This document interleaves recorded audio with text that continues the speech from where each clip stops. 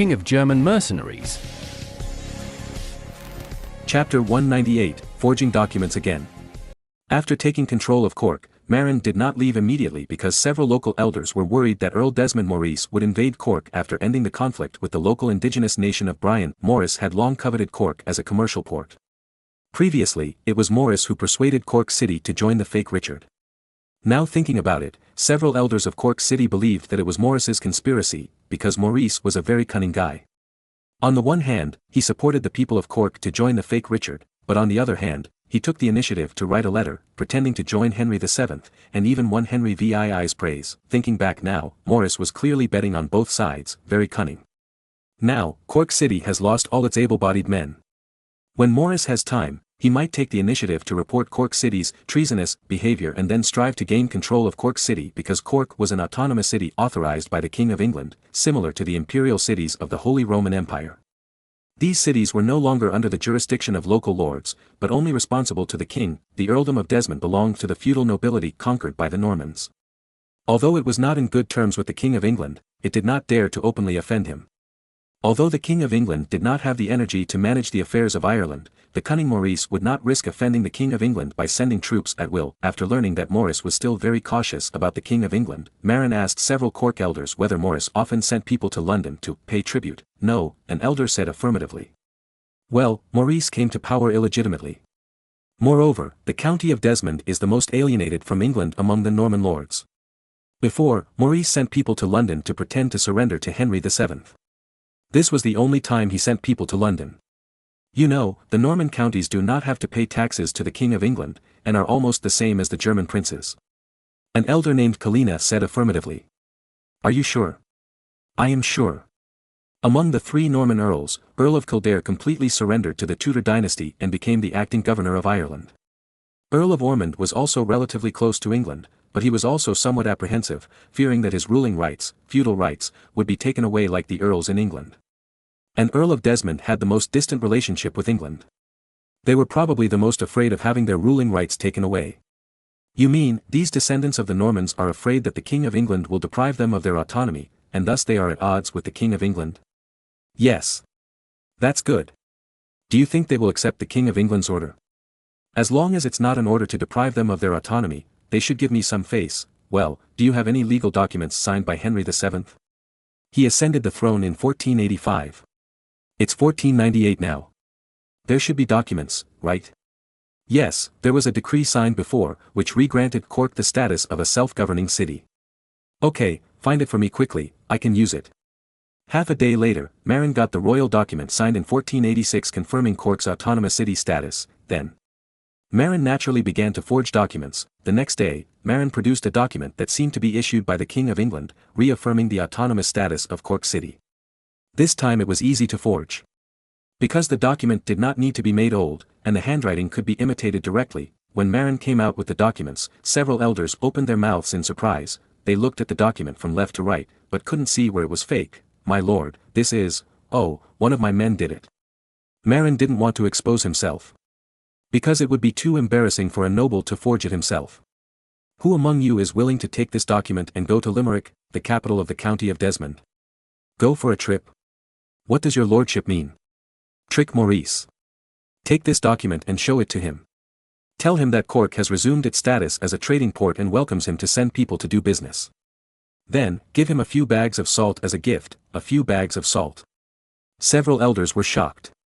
In Ireland, salt is a scarce commodity. A few bags of salt, well, are very precious. Moreover, salt is an important imported commodity in Cork port and is very important. But they didn't know that Marin was a big salt supplier. A few bags of salt were not a big deal for him at all. Finally, Marin selected the most knowledgeable elder of the tribe, Corina, to handle this matter. In fact, the most important thing is that although Corina lost his son, he still has several grandchildren. With his grandchildren as hostages, Marin is not worried about Corina playing tricks. What? Cork City has regained its status as an autonomous city. Aren't you a traitor? Maurice was shocked when he saw the document Kalina showed him. He couldn't believe it was true. However, he looked at the document Henry VII issued to him last year and found that there was no problem at all. He couldn't see any difference at all. Moreover, he had something to hide and didn't dare to ask Henry VII for confirmation. Because it was he who had pulled the strings for Cork City to join the fake Richard. It's like this, our Cork City is the most important trading city on the island of Ireland. Your Majesty believes that restoring our status will help restore trade on the island of Ireland. After all, the island is in great need of salt, iron and wine. Poor lied without changing his face. These were all taught to him by Marin in advance. So, His Majesty has forgiven your previous acts of treason? Maurice was very surprised. As far as he knew, Henry VII was not a generous person. We gave all our savings in Cork to His Majesty in exchange for His Majesty's forgiveness, and we will all pay taxes to the royal family in the future. Kalina followed the script and put on a bitter face, so that's how it is. Maurice felt bad. Cork City's savings were a lot of money, and they should have been mine. In fact, Cork City did have a lot of savings, but most of it was used to support the fake Richard. Without those savings, the status of Cork City immediately dropped a lot in Maurice's eyes. After all, he wanted to take over Cork just to make a fortune. Now that the money was in the hands of Henry VII, could he still ask Henry VII for it? Therefore, in Maurice's eyes, Cork City is no longer very attractive. However, it is not too bad for Cork City to resume trade after all. Apart from the British Crown territories in the east of the island of Ireland and the counties of Kildare and Ormond, which directly purchased British salt, most other regions relied on imports of salt from Cork, because Dublin is the easternmost port on the island of Ireland. The salt imported from there is transported to the earldom of Desmond via land, after being exploited by multiple lords, and the price will be much higher. When Cork imported salt and shipped it to the small Irish indigenous countries on the island for sale, it had to pass through the land of Desmond County and would be taxed by Maurice. Therefore, he also hoped that Cork City could resume importing salt. Moreover, if wool is exported from the island of Ireland and passes through the country to the port of Cork, a tax can also be collected. In short, the restoration of Cork Port's trade function was also beneficial to the Desmond County. Therefore, after receiving several bags of precious salt gifts, Maurice and Kalina signed a friendly trade agreement, indicating their willingness to live in peace. On his way back, Kalina took Maurice's envoy to visit Cork. At this time, Marin ordered them to accept it and replaced all the flags of the team with the red and white rose flag of the Tudor dynasty. It seemed that they were garrisons sent by the British court. After the messenger returned, he reported the situation to Maurice. Maurice thought that Henry VII had personally sent troops to control Cork. What else could he think? What Marin wanted was for Maurice to have no other ideas. If he had other ideas, Marin would not dare to leave easily, and Marin was going to send troops to attack East Frisia later, so how could he have time to start a war in Ireland? Moreover, it's not that Marin can't beat Maurice, but that he can't beat, because, once a full-scale war with Maurice breaks out, it will inevitably alarm other forces on the island, such as the neighbor of Desmond, the earldom of Ormond. If the earldom of Ormond learned that a foreign force had invaded the island of Ireland and reported it to Henry VII, it would be a serious matter. For the time being, Marin was unable to compete with Henry VII. Therefore, he could only secretly capture Cork and then deceive Maurice with false documents. After finishing everything, Marin left Bookman, the apprentice knight, with 500 men to garrison there, and left him a warship and several fishing boats. Then, Marin left Cork with the main fleet. The reason why Buckman was left as the garrison commander was because he had a good talent for languages. After spending some time on Texel, he actually learned a lot of Frisian and could even talk to the Frisians on the island. Most of the territories directly under the British king and conquered by the Normans on the island of Ireland also use English. Frisian and English are mutually intelligible. Buckman has a talent for languages and can learn English quickly. If he stays, he can also communicate smoothly with the locals and facilitate management. Chapter 199, Go Get Some Money Again. On the way out of Cork, Marin looked at the boundless sea and felt that he had so few ships. This time when he landed in Cork, because there were no big ships, he actually used dozens of small fishing boats. It looked mighty, but it only carried 1,000 people and 100 horses in total. Of course, if it is a beach landing, small fishing boats also have their advantages. For example, the smaller the boat, the easier it is to get close to the shallow waters near the coast, making it easier to land on the beach. However, it is very inconvenient for long-distance transportation. For example, on the way to Cork this time, 2 small fishing boats were almost overturned by wind and waves. So, after much deliberation, Marin decided to buy a few large ships. The so-called large ships are actually ships of 200 tons. In later times, they would definitely be small boats. Even in the 16th century, a few decades later, 200 tons would still be considered a small boat. Because such a small boat is okay in the North Sea, but it is a bit weak in the ability to resist wind and waves in the Atlantic Ocean. Of course, Marin didn't need a big ship now, because his sphere of influence only extended to the island of Ireland. Moreover, the island of Ireland used Cork more as a trade transit point. Marin didn't plan to fly his own flag before he had enough power to fight Henry VII. Even though the county of Desmond and other Irish lords are easier to deal with than the county of East Frisia, Marin does not plan to go to Ireland for the time being.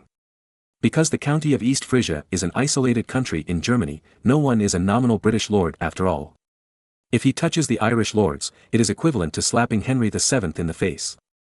As the monarch of England, Henry VII has no problem mobilizing tens of thousands of troops.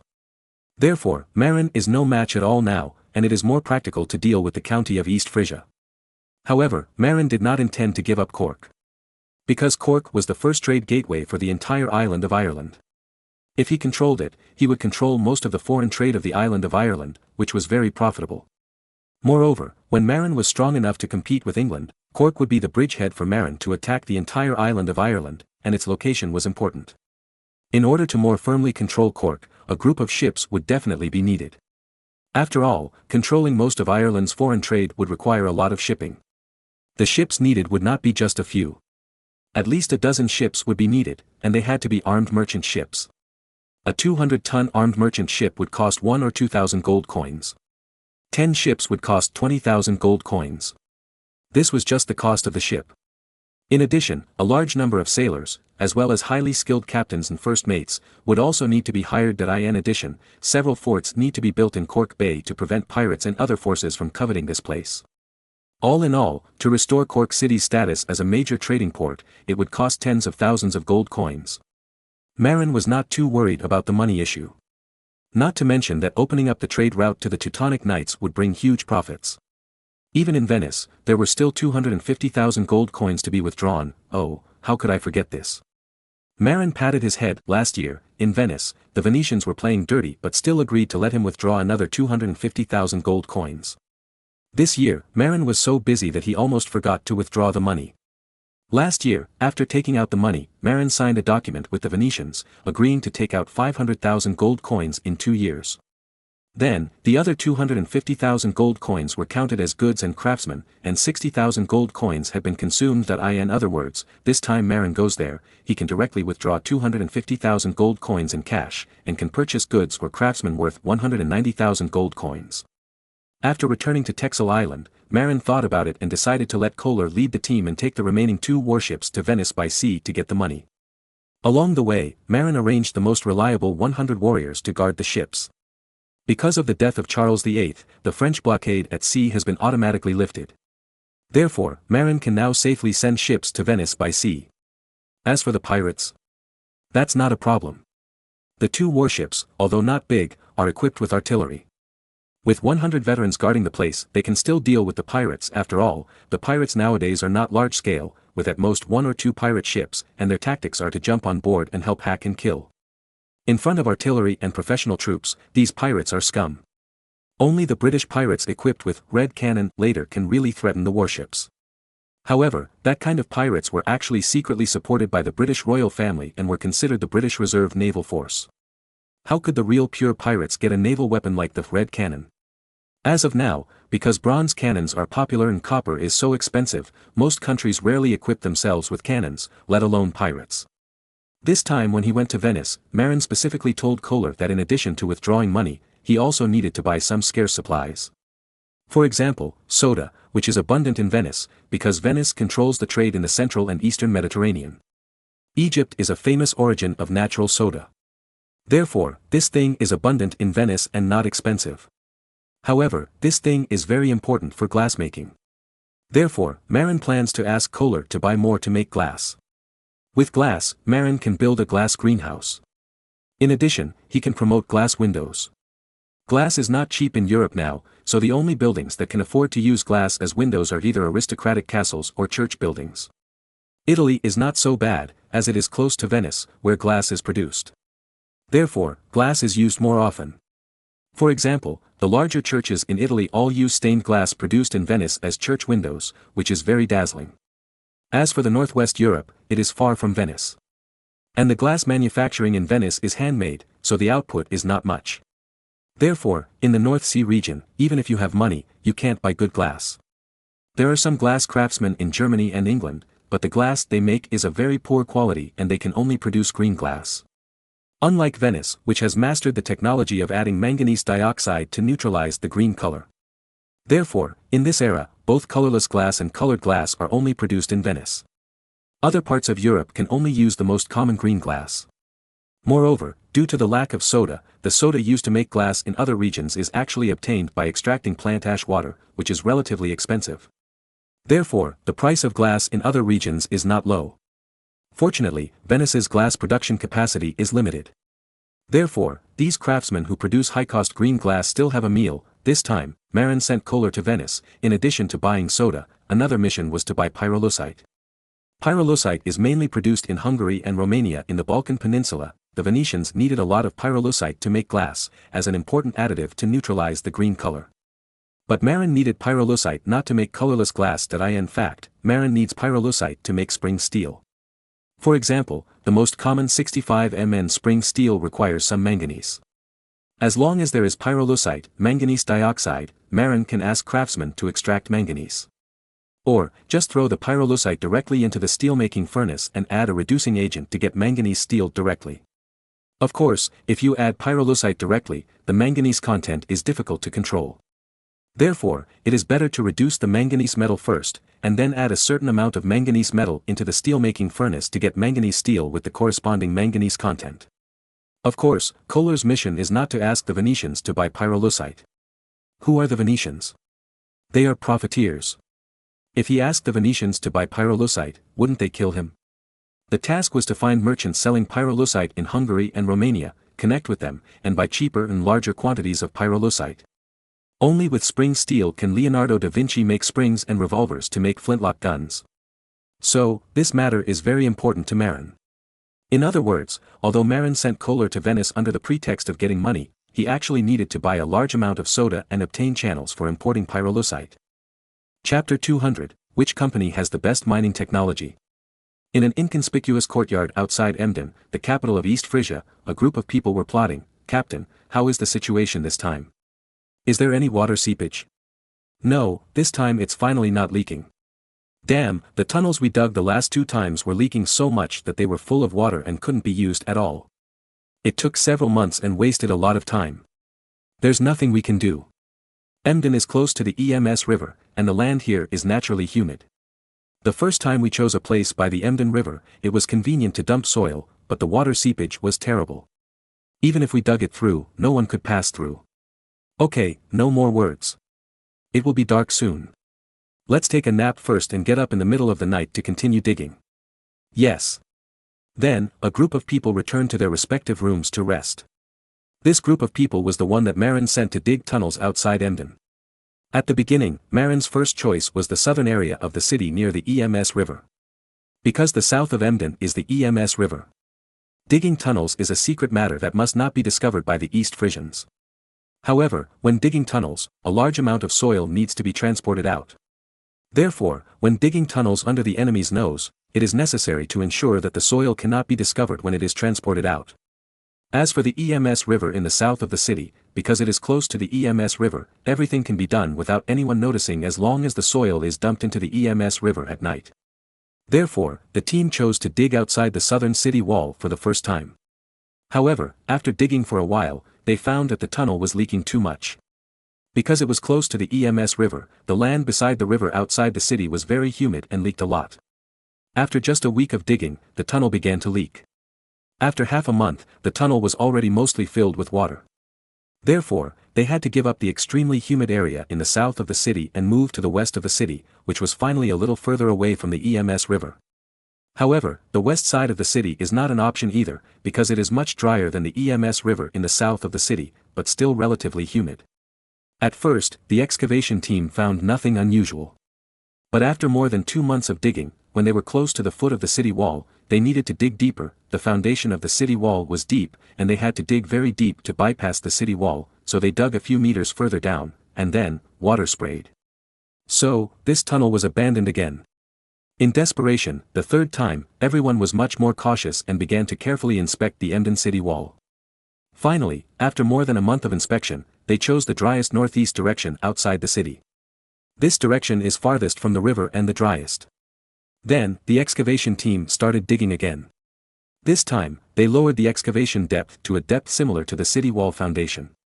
Even if water seepage was found, it could be discovered early, so as to avoid discovering the problem at the bottom of the city wall like last time. This time, the excavation team was very lucky and did not encounter any water seepage. Of course, it is not completely water-free, after all, this is a humid area. However, it is just a little water droplet, which does not affect excavation and passing.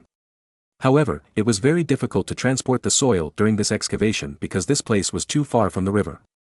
And the soil they dug out from the tunnel could not be piled up outside casually, so as not to attract the attention of East Frisia.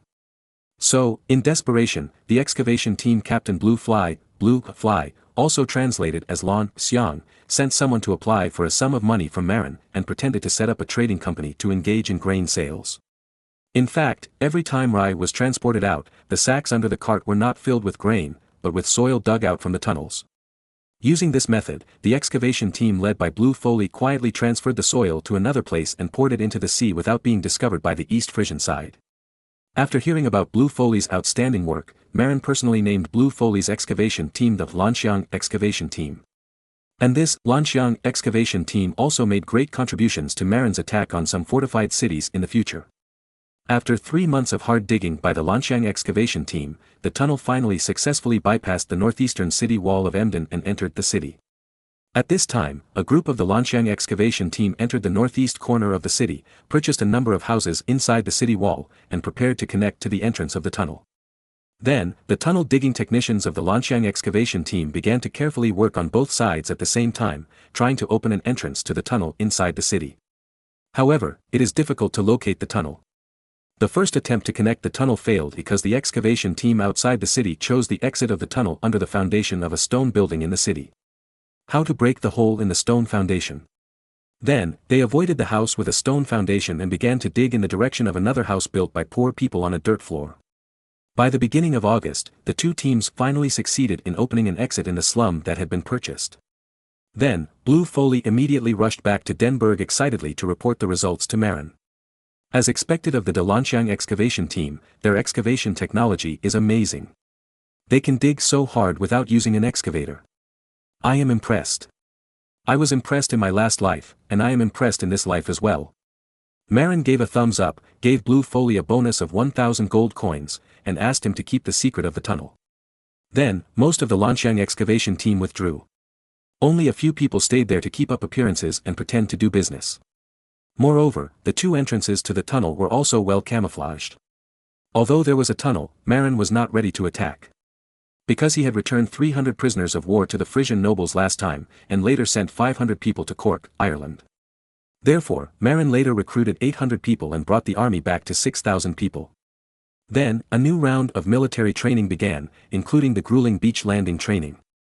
Not only that, Marin also sent another team to Crumhauern, a small fishing village 15 kilometers northwest of Emden, bought several houses, and brought 2 large fishing boats, pretending to live and fish there permanently.